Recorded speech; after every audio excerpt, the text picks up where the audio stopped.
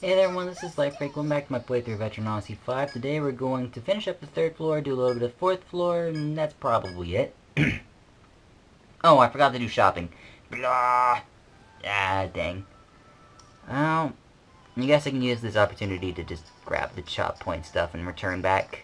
Oopsie! BRB. People, and if they don't have clogs back there, I'll get them some clogs. So, gauntlet here, clogs. Clogs. You should get a poofy, and you should get an acorn vest. Alright, everyone's got their equipment optimized. We can probably do things now. But I'm not worried about it. Just buy a ratty thread and get out of here. So, gate. Entrance, 3rd floor. Okay, this time we're actually going to explore and stuff. Okay. Now that I've done the important shopping. Robin, I already got a glove for, but having, like, that glove is ridiculous. It's plus 3 wisdom, like, plus, it's like a bunch of defense, and it's nice. So I usually try to get those gloves on everyone, though I don't force it. So the front row characters other than Robin don't have the glove, for instance. They're holding the shoes instead. Alright, the fights on this floor are becoming kind of a little too easy, so I'm mostly just gonna skip, like, all of them. So, yeah. I think we've seen every important detail about the enemies on this floor, so I'm gonna start skipping all of the fights on this floor, especially since we have so little of this floor left. I actually got that question mark at exactly the position it needed to be in. Interesting. Swap these down. Jar plus memory conch. I have 15 other characters in the back? Yeah. But this thing is essentially always on. Somebody somewhere on the team is always wearing a memory conch. Usually it's going to be a back row character, but for now, Natasi can handle it, so. The gloves are a little bit too important, and I kind of like clogs. Maybe the clogs... Let's work this out a little bit. Let's give her back the power ring and, like, remove the clogs from Crescent, because she's kind of slow anyway.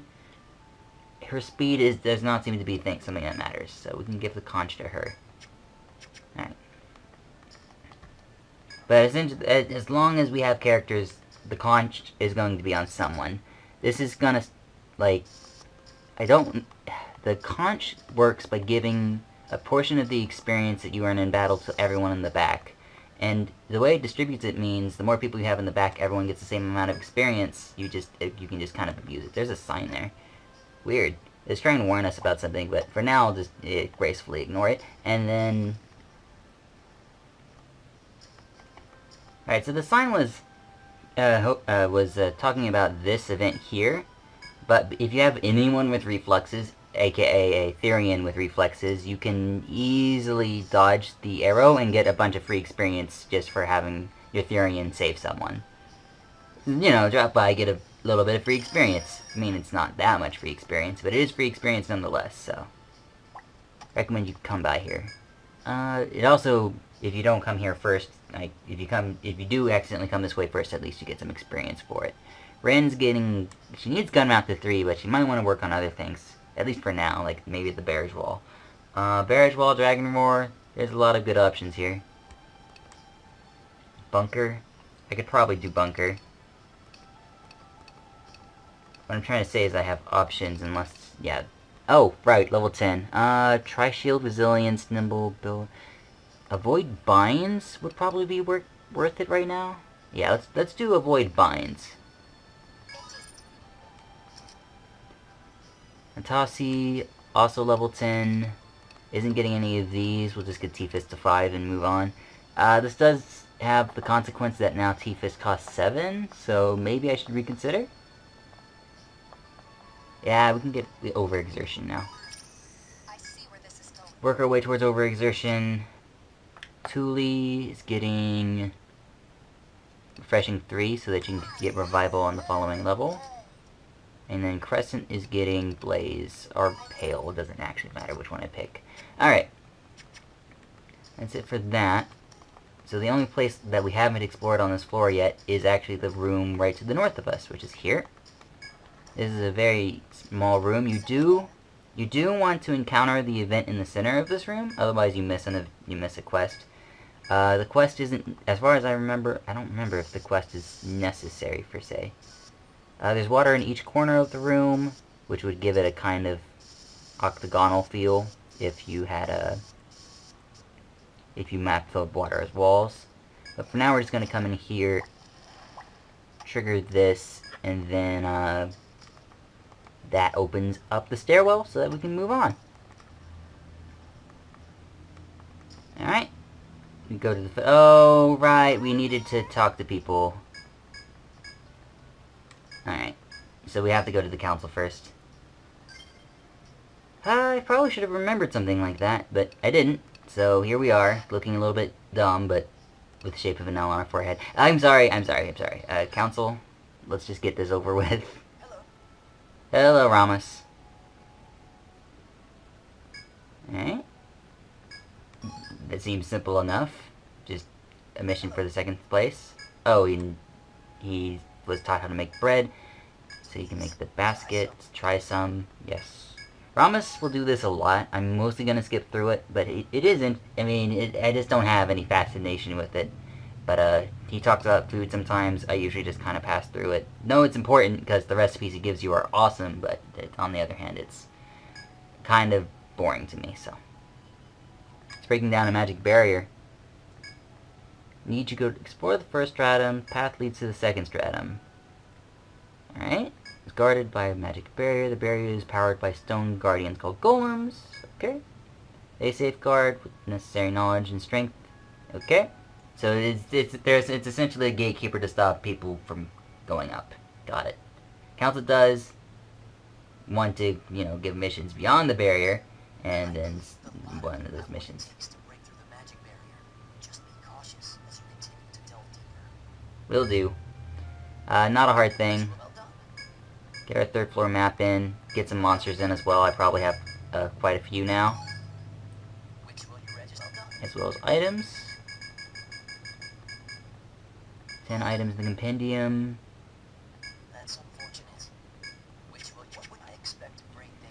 Okay, so now we need to... I guess I may as well rest, and then we'll go ahead and go up there. The fourth floor. I'm just checking to make sure the DS is oriented correctly. The fourth floor is a small floor. It's not as wide or big as the third floor is, though of course most of the third floor isn't even accessible right now, but I rest my case. There's no need to go south immediately. South is kind of where our shortcut to get to the end of this area is, but there's nothing really down there for us right now. So we'll just pass it by and just go straight to the east. It's part of what makes this floor so short. Alright, this guy is a jerk, but yeah, he exists. And all you have to do is avoid him. And the game just kind of reminds you how FOEs works by, oh, by the way, you should probably observe what they're doing so that you don't get, hit by them. These FOEs are not aggressive, and they move in a painfully simple manner. So, I guess the caterpillars were even more simple than this, but these enemies only move in a 3x3 circle, and they always go clockwise. At least I'm pretty sure they always go clockwise, so. Well, this is awkward. They did put a fishing marker on the edge of the map, so I still won't mark that as water, but it does make this a little bit awkward unless I move the symbol here. Don't know if it will count if I put the symbol there, though. I think they intended for you to put this marker somewhere else. Anyways, the room beyond this one is very special, and you will come to learn to love it and or hate it once you get that far. But for now, we're going to go this way. This FOE is very easy to navigate around. There's a shortcut in this wall. I didn't even notice, but hey, like, you see a check and you're like, oh right, this is here. Go down here. Oh yeah, and the special mechanic of these guys is they can dip through the water tiles, which is another reason why I don't like having water as walls, because then you have an FOE that can move through walls, in quotation marks. In reality, they don't. They're just moving through a medium that your party cannot walk through. So, yeah. There's another reason I'm not a big fan of walls. For water. The Forest II copies the attack of another enemy. So in this case, the Forest II is treated as a 4th bat. It's fairly easy to mana card this, because all of them are going to be using their Ice Spell. T-Fist 1, Optic the other. That moves those 2 back into the front row. We can preemptively heal, that doesn't seem necessary, just shoot that thing. Actually, we learned earlier that this double attack... Whoa. That this double... Oh! So, Union, double attack, Thule, back row. Yeah, that's brilliant. And then... That dies to that, and then that dies... Yeah, okay, I guess it didn't need the mana guard. We're just so good. And then we can just auto-attack this, because the II is literally not a threat. The II's only real property as a threat is that it copies the dangerous attacks of other enemies, but when they're alone, they do nothing. So you have the option of killing the II, which is pretty easy to kill, or you can kill the thing that the II will mimic. Usually you just pick whichever one's easier to kill. Chain 4, and then we can get to chain 5 pretty quick. Anything else? Cure here. And then move on.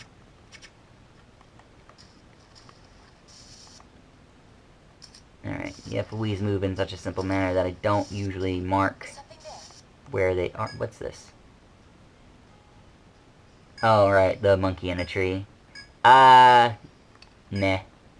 You're not worth it. Bye-bye. I'm sure that there's a solution. I don't know how to work this story event. If someone does know how that story event works, please let me know, because I'm hopeless at it. Aside from that, we just move forward. I'm sorry, I got a little bit sidetracked. Continuing on, that goes to the north. This is here. There's a treasure chest down there. So we know there's a chest here, and that there has to be a way to reach said chest, which is probably why there's land there. Move forward. It does look like these always go clockwise? No, that one's going counterclockwise. It goes all the way over there. Water here and here. Water like this, kind of like bends through and jets on the other side. So it does. So we know the land looks something like this at the very least. Okay. If you wanted to, you could map it so that you can know where the dangerous tiles are. This does kind of mix the colors up a bit, so maybe if I use like this dangerous looking red, it will help. So like, for example, ding ding, and then this guy's path is ding ding ding ding ding ding ding ding. And you would know those FOE paths on a glance, but I'm just going to leave them green. So let's not take away that. Alright. They put all the ice bats in the back row, so that's like 100% mana guarded. And then we, I think, try to beat up the leech. I don't remember what the leech is weak to, but I hope it's weak to electricity, because we're chucking electricity at it. We should probably throw up an Aegis as well, and throw up a Blaze? Yeah, let's throw up a Blaze. There's no real reason to set up a Blaze. Let's use a mana heal. Yeah, this is not a good situation. We'll just double attack with Robin. Just to do a little bit extra damage.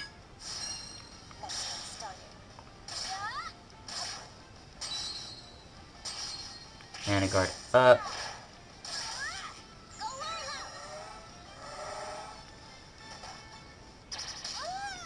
Poisoned Ren. Alright, Ren's getting effed up. I should use gun mounts. There. T-Fist here. Optic something. Optic here as well, I guess. Refreshing there, and Amateur here. Ah, dang. That was kind of weak. Well, it didn't turn out so bad. Alright, that was fairly competent set. Let's activate this shortcut. And then the big thing I wanted to kind of get done as a benchmark today. I honestly don't care about this, especially since I don't have any fish, because I gave it all, I grilled it all and gave it to Janetta. So, this guy's going to mention that you can come here with some fish, and he'll teach you how to use the breeze to dry it. Let's ask him how he does it. Alright. Put salt water on it. All that's left is to wait for it to dry, and that's all there is to it. And then he gives you... Okay, so you can get the free sample from him, but you can come here and get more of this. I believe it acts the same as grilled fish, even. I don't really know the point of it other than to fill up the compendium a little bit more, maybe. Did I miss... no, I didn't. Okay. Anyhow... This goes here... The tree branch here is a little bit too awkward to map. I'm probably just going to treat it as a normal passageway. There might be an event down here. Let's check. Nope, no events here.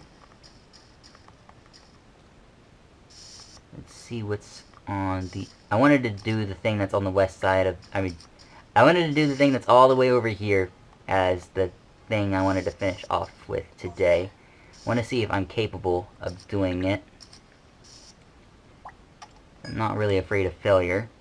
So when you come over here, there's some stone skipping, and this is kind of what I wanted to show off today. Your favorite pastime among Earthlian people. Nice little bit of info there. And then you can throw a rock at a body of water and count how many times it skips. And 50 skips is an Arcanian record. All things considered, this is a great spot to do that. So why not give it a try? So let's throw some rocks. Rin, throw some rocks. Recover 1 TP. And yes, you can do this constantly. And get 1 TP each time for an infinite TP heal. Of course, they made it very hard to use it that way, but the real fun is when you use other classes to do it. So let's have Robin check it.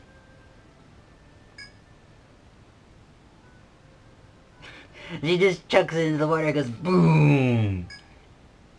Nice. Aw, yeah. Robin doesn't really know how to play the game. That's fine, though. Robin, what did you do? Uh-oh. And... Redunzo. Alright, so... Hurt Crustacean. I don't know if I should Mana Guard first. I don't know... I believe it's a cut and ice attack, so Line Guard works. Then it's like T-Fist, chain it. Should we do other things? No, not really. We should set up the Hail Prayer and an Aegis as a defensive measure, and that should be good.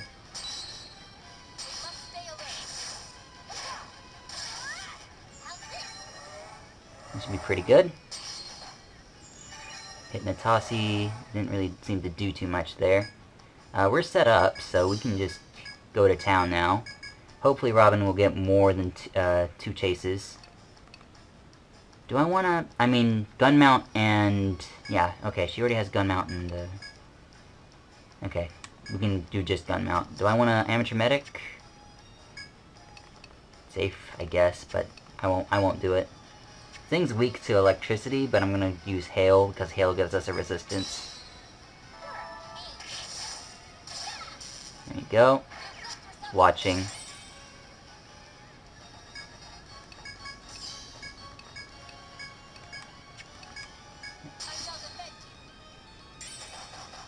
Very good. He does telegraph that attack, which is very polite of him. Then we chain it, give a sweep, and reset hail.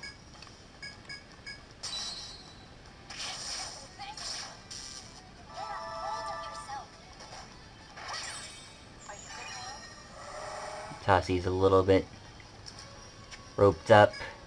Aegis just wore off. Give a Line Guard, T-Fist. Keep Chain Shocking. Chain Shocking is pretty important. We already reset the Hail Prayer, so that's on our side at least. Alright, We didn't use gun mound that turn, so she didn't chase that. Should be as simple as this now, and should be over. Yeah, it's over. And that is that enemy. You can only fight that enemy if your Hurler Rock has Etrian, and you do need this if you want 100% the game, so it's kind of worth knowing about. And that was the big thing I wanted to show. The only big thing I wanted to do, really.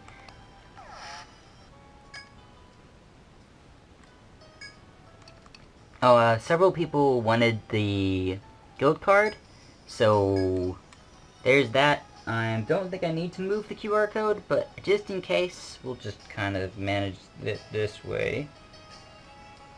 You should be able to scan that to get my party. And that should be all there is to it. Alright, so hey there everyone, this has been Live as always, thank you for watching. Next time we'll do other things. We'll finish exploring the 4th floor. I'll see you guys then, bye-bye.